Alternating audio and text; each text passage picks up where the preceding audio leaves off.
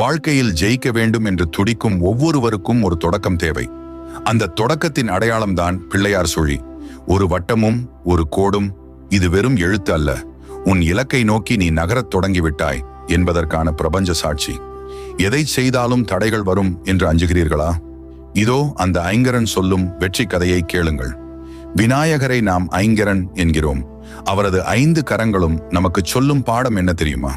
படைத்தல், காத்தல், அழித்தல், மறைத்தல், அருளல். படைத்தல், உன்னுடைய கனவுகளை நீயே படை. காத்தல், உன் நம்பிக்கையை நீயே காப்பாற்று. அழித்தல், உன் முன்னேற்றத்தை தடுக்கும் சோம்பலையும் எதிர்மறை எண்ணங்களையும் அழித்து ஒழி.